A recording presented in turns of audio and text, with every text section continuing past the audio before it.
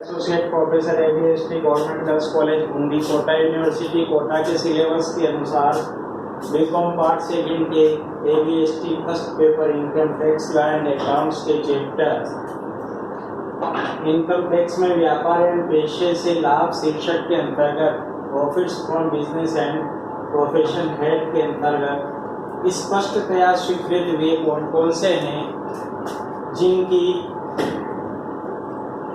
लाभों में से कटौती मिलती है, अर्थात जिनके ऊपर इनकम टैक्स नहीं लगता है।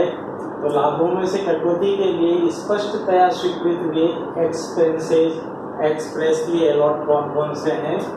नंबर 1, भवन के संबंध में जो भी व्यापार का भवन है, भवन के संबंध में किराया, मरम्मत, भूमि का लगान, नगर पालिका कर, बीमा प्रीमियम, डेप्रिसिएशन, ह्रास आदि वे स्वीकृति योग्य है।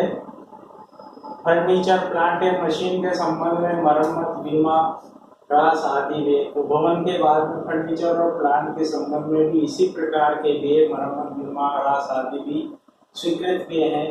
वैज्ञानिक अनुसंधान, साइंटिफिक रिसर्च के अंतर्गत, साइंटिफिक इन्वेस्टिगेशन के अंतर्गत आयगत वे एवं पूंजीगत वे सब स्वीकृति योग्य हैं, किंतु इसमें भूमि की लागत एवं कर्मचारियों के अनुलाभों को स्वीकृत नहीं किया जाएगा।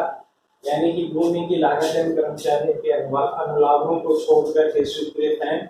दूरसंचार सेवाओं के लाइसेंस प्राप्ति के लिए, चौथा है दूरसंचार सेवाओं के लाइसेंस प्राप्ति के दिनों की अवधि के हिसाब से एक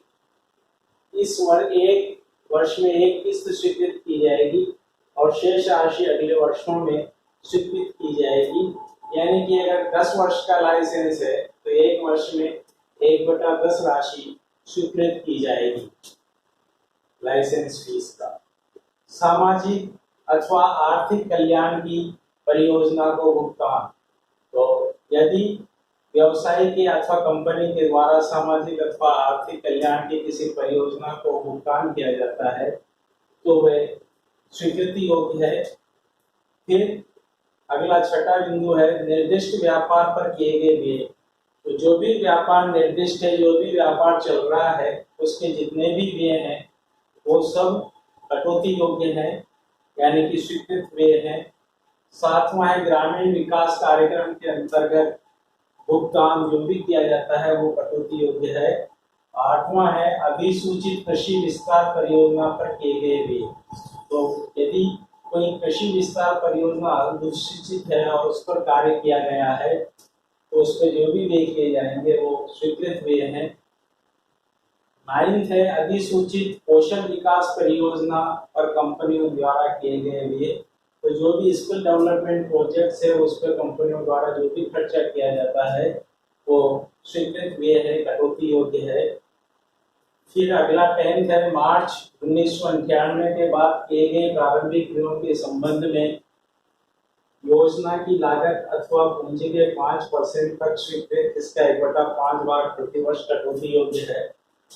तो मार्च 1998 के बाद ये कटौती दी गई है कि जो प्रीलिमिनरी एक्सपेंसेज है वो परियोजना की लागत या पूंजी के 5% तक स्वीकृत व्यय हैं और उनको भी हम प्रतिवर्ष 1/5 भाग की कटौती देंगे।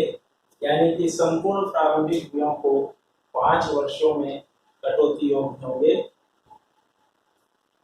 स्वीकृति अगला है 11th स्वैच्छिक सेवानिवृत्ति योजना के तहत किसी कर्मचारी द्वारा सेवानिवृत्ति लेने पर उसको जो क्षतिपूर्ति दी जाएगी वो भी प्रतिवर्ष 1/5 भाग, क्षतिपूर्ति का 1/5 भाग प्रतिवर्ष कटौती योग्य है और 5 वर्षों तक उसको 5 वर्षों तक इस बारे में कटौती मिलेगी। फिर 12th पॉइंट है खनिज पदार्थों की खोज पर किए गए व्यय का 1/10 भाग प्रतिवर्ष स्वीकृत है। तो कंपनियों के द्वारा खनिज पदार्थों की खोज पर जितना भी व्यय किया जाता है उसका 1/10 भाग प्रतिवर्ष स्वीकृत किया जाएगा स्वीकृत व्यय के रूप में। और अगला है 13th बिंदु अन्य व्यय जितने भी हैं जैसे बीमा प्रीमियम है, कर्मचारियों को बोनस कमीशन है, ब्याज है, प्रमाणित प्रोविडेंट फंड में कंपनी द्वारा दिया गया अंशदान है, अनुमोदित सुपर एन्युएशन फंड, अनुमोदित ग्रेच्युइटी फंड में व्यवसाय या कंपनी के द्वारा किया गया अंशदान है। इन सब के ये सब स्वीकृत व्यय हैं, कटौती योग्य व्यय है।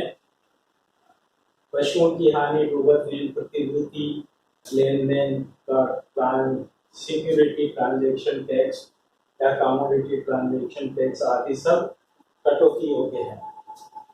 इस प्रकार ये सब स्पेशल रूप से स्वीकृत व्यय हैं और जो सामान्य स्वीकृत व्यय हैं वो ये 14 बिंदु है। अनेक व्यय ऐसे हैं जो वाणिज्य के सामान्य सिद्धांतों के आधार पर स्वीकृत होते हैं। सामान्य सिद्धांत है, सामान्य स्वीकृति है कि इस व्यवसाय के सामान्य व्यवसाय की इन खर्चों की स्वीकृति तो हर स्थिति में मिलती है। तो सामान्य कार्य व्यवसाय के कौन से नंबर 1, माल के निर्माण और क्रय से संबंधित जितने भी खर्चे हैं स्वीकृत हुए हैं। माल के विक्रय वितरण से संबंधित खर्चे सब स्वीकृत हुए हैं। व्यापार संचालन के लिए कार्यालय के दिन प्रतिदिन के खर्चे स्वीकृत हुए हैं। कर्मचारियों पर जितना भी व्यय किया जाता है वो सब स्वीकृत है। कानूनी व्यय स्वीकृत व्यय है। विज्ञापन पर किया गया व्यय भी स्वीकृत है। जितने भी प्रकार के व्यवसाय के टैक्स चुकाए गए हैं वो सब कटौती योग्य है। और आयकर संबंधी कार्यवाही पर कोई खर्च किया गया है तो वो भी कटौती योग्य है। और अन्य व्यवसाय से संबंधित व्यय है तो वो भी कटौती योग्य है। इस प्रकार ये व्यापार पेशे से लाभ शीर्षक के अंतर्गत स्पष्टतया स्वीकृत हुए हैं। धन्यवाद।